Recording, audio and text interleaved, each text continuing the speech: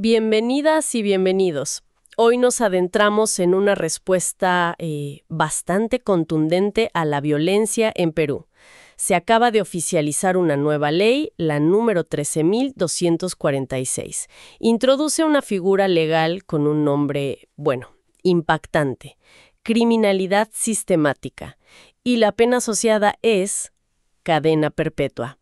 Pero, a ver, ¿es esta la herramienta definitiva contra el crimen? ¿O quizás un arma legal de doble filo? Nuestra fuente principal es un artículo de RPP Noticias, muy reciente, de hoy mismo, 22 de septiembre de 2025. Vamos a explorar qué significa exactamente esta ley, por qué surge justo ahora y, qué controversias ha desatado su aprobación. Porque aunque tuvo mayoría en el Congreso, no fue unánime, y el Ejecutivo ya le dio luz verde. Así que la pregunta clave es: ¿qué cambia realmente en el panorama legal y de seguridad peruano a partir de hoy? Pues mira, el cambio es significativo. La ley no inventa delitos nuevos, digamos, como el secuestro o la extorsión, que ya existen, claro. Lo que hace es crear una categoría agravada, esta criminalidad sistemática. Se aplica a ciertos delitos graves, pero bajo circunstancias muy específicas. La clave está en cómo y por qué se cometen. Entiendo. ¿Y cuáles son esas circunstancias específicas?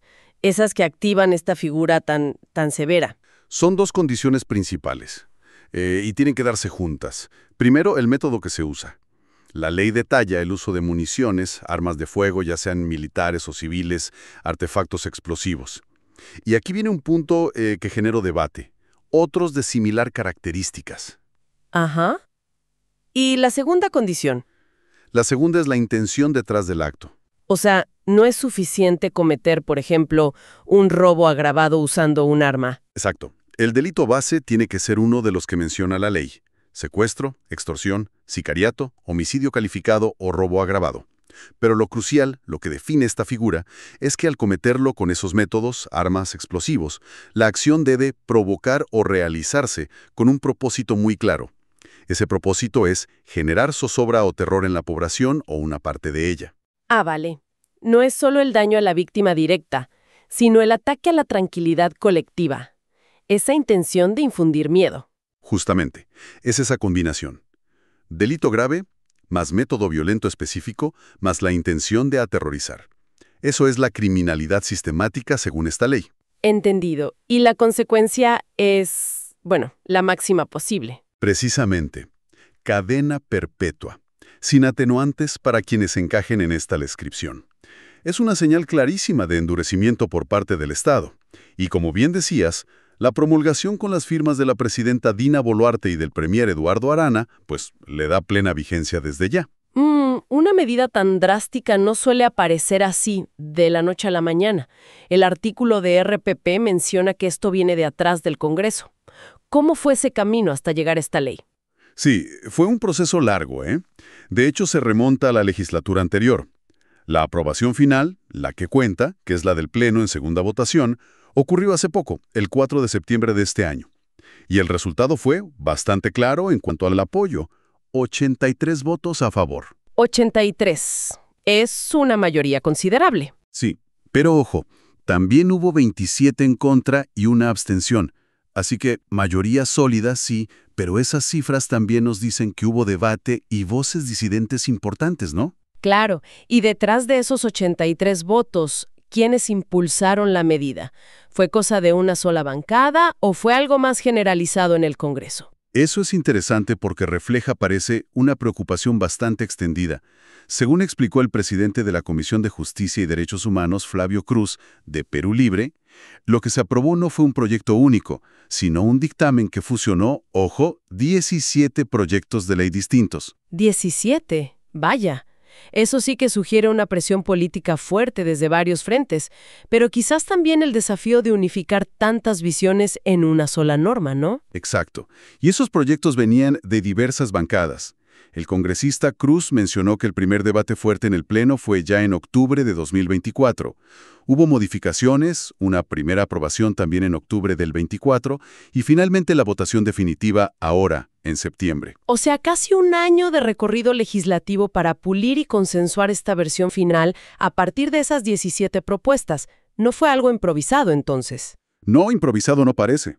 Aunque, como vamos a ver, eso no eliminó las críticas. Exacto. Volvamos a esos 27 votos en contra y la abstención. Evidentemente, no todos estaban convencidos. ¿Qué argumentos plantearon los que se opusieron o tuvieron reservas? ¿Dónde estaban los puntos de fricción? Las críticas vinieron desde ángulos distintos, lo cual es fascinante. Una línea de objeción fue muy pragmática, centrada en la efectividad real de la ley para combatir el crimen. La congresista Gladys Echaíz, de Honor y Democracia, digamos que puso el dedo en la llaga. Cuestionó si el problema de fondo es la falta de leyes duras. O si son más bien las limitaciones operativas de quienes deben aplicarlas, la policía, la fiscalía. Exacto. Echaíz se enfocó en eso. Mencionó las herramientas y, sobre todo, los tiempos de investigación de la policía. Argumentó que el plazo estándar de 48 horas para la investigación preliminar es muchas veces insuficiente para reunir pruebas sólidas en casos complejos de crimen organizado. Claro, 48 horas suena a muy poco tiempo para desenredar una red criminal. Mencionó específicamente la dificultad para obtener a tiempo autorizaciones judiciales clave, como por ejemplo, el levantamiento del secreto de las comunicaciones. Que es vital, ¿no? Para rastrear llamadas, mensajes. Fundamental, para identificar redes, autores intelectuales. Su punto era, ¿de qué nos sirve una pena altísima si no podemos probar el delito eficazmente en primer lugar? Entiendo. Su crítica apunta a que esta ley, por sí sola, quizás no resuelve los cuellos de botella en la investigación. ¿Ella proponía alguna alternativa? Sí, y su propuesta iba en otra dirección. En lugar de crear este nuevo tipo penal súper agravado, Echaíz sugería reformar las normas procesales. Proponía ampliar el plazo de detención preliminar a 15 días para estos delitos graves. Algo similar a lo que ya se permite en casos de terrorismo, por ejemplo. O sea, dar más margen a la policía y fiscalía para construir casos sólidos antes de que los plazos obliguen a liberar sospechosos. Exactamente. Es una misión que prioriza fortalecer la capacidad investigativa sobre el simple aumento de la pena. Bueno, en el papel. Una perspectiva centrada en la operatividad. Muy interesante el contraste. ¿Y hubo otras voces críticas, quizás desde otro enfoque? Definitivamente. Otra crítica importante vino desde una perspectiva más ligada a la técnica legislativa y a los principios del derecho penal. La congresista Ruth Luque, del Bloque Democrático Popular, fue bastante directa. Calificó la ley como un ejemplo de populismo penal. Populismo penal. Ese es un término fuerte. ¿Qué quiso decir con eso en este contexto? Generalmente se usa para describir leyes que parecen más diseñadas para generar un impacto mediático o satisfacer una demanda popular de mano dura, más que para ofrecer soluciones jurídicas precisas y efectivas a largo plazo. Luque criticó específicamente la redacción de la ley. Señaló la ambigüedad en frases como esa que comentamos antes, otros de similar características, al referirse a los métodos. Claro, esa frase otros de similar características suena bastante abierta a interpretación, ¿verdad? ¿Cuál es el riesgo que ella veía ahí? El riesgo, según Luque, es la arbitrariedad. Una redacción vaga puede dar demasiado margen de discrecionalidad a fiscales y jueces, al momento de decidir si un caso encaja o no en esta figura de criminalidad sistemática con pena de cadena perpetua. Advirtió que esto podría llevar a aplicaciones inconsistentes de la ley o, peor aún, a su uso indebido. Una preocupación por la seguridad jurídica, entonces. Que las leyes penales, sobre todo las que imponen penas tan graves, deben ser lo más claras y precisas posible. Exacto. Para evitar abusos y para garantizar que todos sepan exactamente qué conductas están prohibidas y bajo qué condiciones. Vale, entonces tenemos dos grandes líneas de crítica. Una sobre la efectividad práctica, si la ley realmente ayudará a condenar a más criminales con las limitaciones actuales, y otra sobre la precisión legal, si la redacción es lo bastante clara como para evitar arbitrariedades. Ahora, frente a estas preocupaciones, ¿cómo defendieron la ley los 83 congresistas que votaron a favor? ¿Qué argumentos usaron para justificar esta medida tan severa? Quienes la respaldaron la presentaron como una herramienta absolutamente necesaria y sobre todo urgente. Argumentaron que responde a un nivel de violencia y audacia por parte del crimen organizado que ha escalado y que requiere una respuesta estatal igualmente contundente. El congresista Diego Bazán, de Renovación Popular, fue uno de los que justificó su voto usando ejemplos muy concretos y recientes. ¿Qué tipo de ejemplos mencionó? Para entender la magnitud de lo que describían.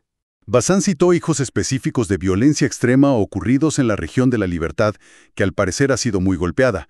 Mencionó, por ejemplo, un ataque con dinamita contra la sede del Ministerio Público el 20 de enero de 2025. Dinamita contra el Ministerio Público. Sí, y otro incidente similar, también con explosivos, en una calle muy transitada de Trujillo el 15 de agosto de este mismo año.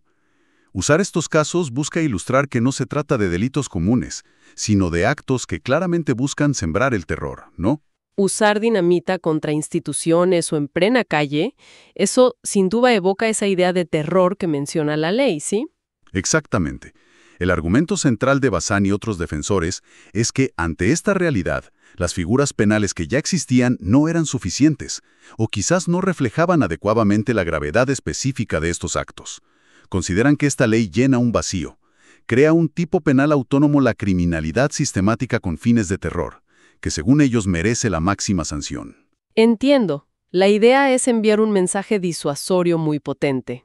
Si cruzas esta línea, si usas estos métodos para aterrorizar, enfrentarás la cadena perpetua. Eso es. Lo ven como un paso indispensable para intentar restaurar el orden y la percepción de seguridad. Bien, hagamos una pequeña pausa para conectar los puntos. Tenemos esta nueva ley 32.446 en Perú.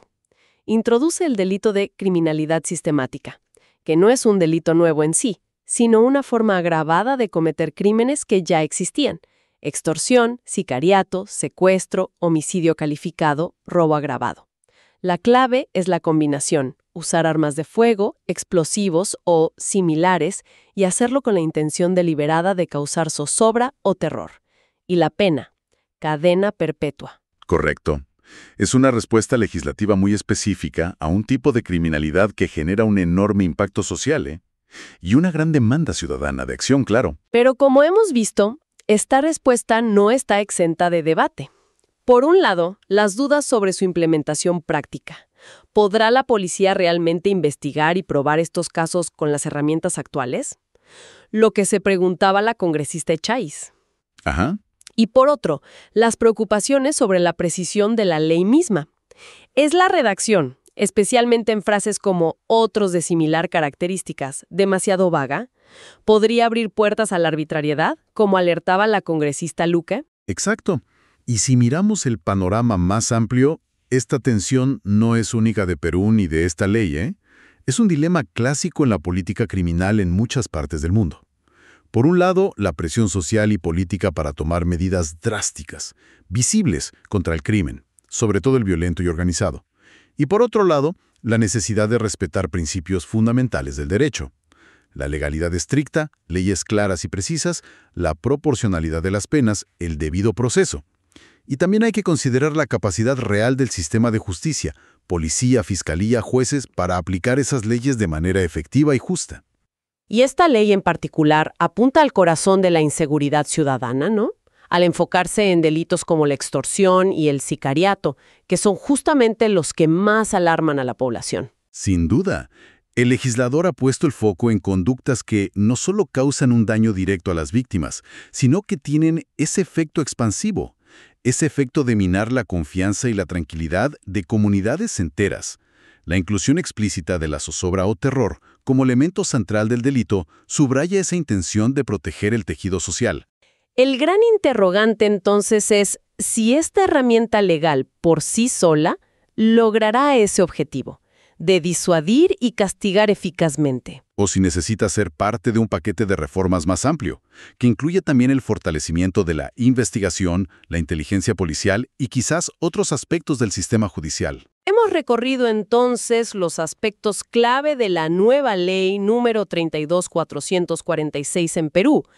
Vimos cómo define la criminalidad sistemática, la drástica pena de cadena perpetua que impone, su complejo origen legislativo a partir de 17 propuestas y hemos escuchado los argumentos contrapuestos. La urgencia de responder a la violencia extrema versus las preocupaciones por la aplicabilidad real y la precisión jurídica. Queda claro que legislar en materia de seguridad es un ejercicio de equilibrio sumamente complejo. Se busca responder a una necesidad social imperiosa, ¿no?, de protección frente a formas de criminalidad cada vez más desafiantes, pero sin sacrificar garantías legales fundamentales ni crear leyes que sean inaplicables en la práctica o que generen nuevos problemas. Es una balanza delicada que requiere, pues, constante evaluación. Y para seguir reflexionando sobre esto, hay algo que resalta mucho: el enorme peso que la ley le da a los métodos utilizados. Las armas de fuego, los explosivos, esos similares, como factor determinante para llegar a la cadena perpetua. Esto nos deja pensando. Las organizaciones criminales suelen ser muy adaptables, ¿verdad? Si esta ley penaliza tan duramente el uso de estas herramientas específicas para generar terror, ¿cómo podrían intentar ajustar sus tácticas para seguir operando, seguir causando miedo, pero quizá eludiendo esta calificación específica? ¿Qué nuevos desafíos podría plantear esa adaptación para las autoridades que intentan combatirlas? Una pregunta abierta, sin duda, sobre la dinámica constante entre el crimen y la ley.